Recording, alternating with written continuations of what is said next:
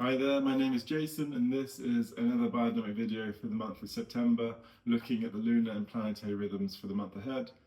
Um, as you may have noticed, it does feel like we are entering autumn now. There's been a lot of rain over the last few weeks. There's so many apples on the trees in the orchard. I've been busy making lots of apple juice and I hope to make lots of apple cider vinegar as well. In this video, I'm going to include a biodynamic ephemeris, which gives a good visualization of the zodiac. It's a geocentric model, so the Earth is just on the perspective of Earth, so the Earth's in the center, and then you have all the planets and the moon going round. So I'll play it day by day now, so you can just see what it looks like over the month.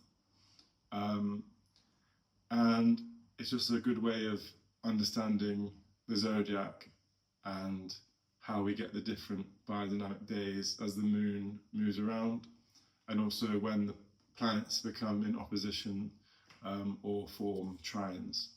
As you can see, every 2 to 3 days the moon enters a new constellation, and then with a month it completes a full cycle of the zodiac, whereas planets that are furthest from the sun are very slow in their movements, and some take years.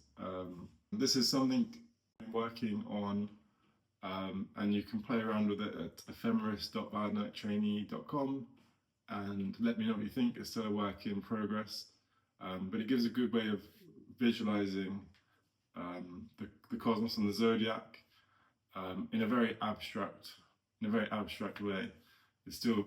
It's very important to go and obviously look at the stars and look out for planets and constellations. That's really important to really connect with the actual planets and stars, especially now as the days get darker. So to orientate ourselves in the month, the sun is in the constellation of Leo, which you should be able to see in the ephemeris, and then it moves into the constellation of Virgo on the 16th of September. On Sunday the 7th of September there is a lunar eclipse.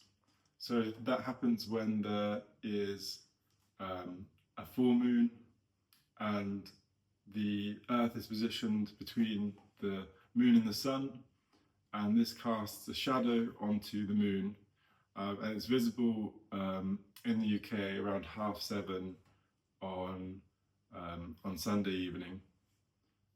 In biodynamics, solar and lunar eclipses are seen as a disruption in the cosmic rhythm, because you have the moon crossing the path of in front of the sun, and then with a lunar eclipse you have the Earth between the sun and the moon, and it prevents the formative forces from working in the garden as they should. So it's not the best time to be in the garden. And when we have the partial solar eclipse, which isn't visible from the UK, we also have Saturn in opposition to the sun. So that's a good evening to go out and look for Saturn, which should be extra bright because it's in full opposition to the sun, which you should be able to see in the ephemeris as well. You might notice that the leaves are starting to fall down from the trees, and it's very important to make great use of this and collect as many leaves as you can and compost them. It'll make a great compost after the winter. Also, another good thing to do in September is just to cut away any leaves that are on top of any squashes or pumpkin, and this will just help them to continue to ripen. The first half of the month is when the moon is ascending in its sidereal rhythm. So from the 15th of September, that's when the moon reaches its highest point, from which it will then descend until the end of the month, and that's the best time for transplanting vegetables. So that's a rundown of what to look ahead to in the lunar biodynamic calendar. I hope that's been useful, and I wish you all a lovely September, and I'll see you again in October.